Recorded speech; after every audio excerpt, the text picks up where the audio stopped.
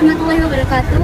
Perkenalkan, kami dari kelompok 3. Nama saya Mabruzani Jumiatita, absen 18. Dan ini teman saya. Saya Farhan Adelia Krisialis, absen 35 dari kelas 10 IPA 1. Saya Dini Aulazalza Putri, nomor absen 9. Saya Saudia Yukasana, nomor absen 33 dari 10 IPA 1. Di sini kami akan mempresentasikan tentang tumbuhan lumut dan tumbuhan paku Papua. Di SMAN 1 Jombang, saya hanya menemukan lumut daun atau Biropsida. Ciri-ciri morfologi lumut daun adalah 1. Gemofit tumbuh tegak atau merayap. 2. Talus gemofit tidak dapat dibedakan antara struktur daun dan batang. Berkembang dari prototema. Mempunyai daun, batang, dan rizoid multiseluler. Sporofit berwarna hijau ketika muda, tapi akan berubah coklat ketika sudah matang. Daun hanya terdiri dari satu lapis sel dan mempunyai rusuk tengah. Archegonium membentuk kalipra yang menempel di atas kapsul. Tubuhnya masih berupa talus, kapsul bagian bawah fotosintetik dan mempunyai stomata. Tidak mempunyai sel, mempunyai struktur akar seperti daun. Reproduksi vegetatif dengan spora, reproduksi generatif Archegonium menghasilkan ovum dan antheridium.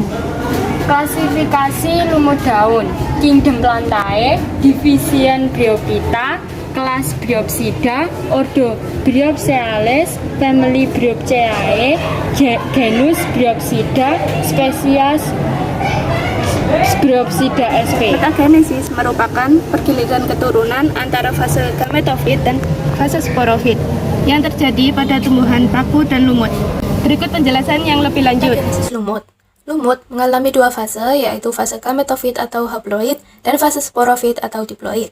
Yang pertama, metagenesis lumut dimulai ketika spora yang berkecambah jatuh di tempat yang sesuai dan tumbuh menjadi protonema atau lumut muda.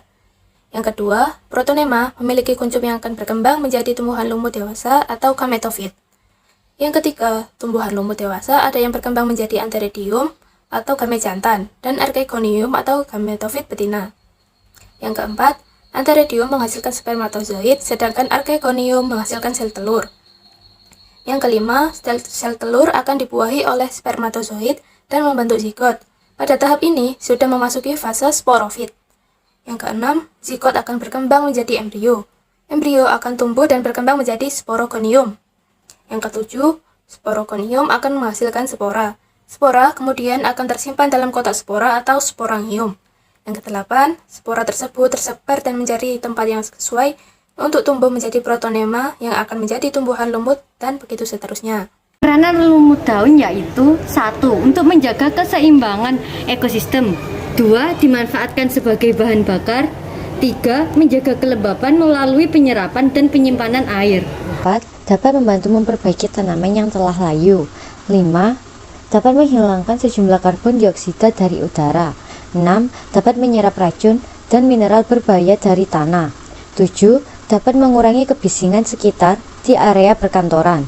8. Menstabilkan tingkat kelembapan di dalam ruangan sekitar 40 hingga 60%. Dan ini ada beberapa foto tumbuhan lumutnya.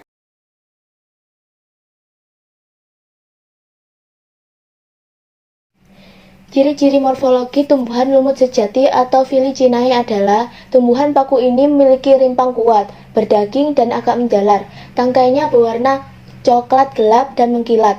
Bentuk entalnya segitiga menyirip ganda 3 atau 4. Helaian daunnya berbentuk segitiga dengan tepi yang beringgit. Daun-daunnya kaku dan kuat. Permukaan daun licin mengkilat sehingga terlihat dengan jelas. Memiliki jenis akar serabut yang dilengkapi dengan kaliptra di bagian ujungnya. Batang tumbuhan paku mempunyai struktur yang sama dengan akarnya, yaitu terdiri dari lapisan epidermis, konteks, dan silinder pusat.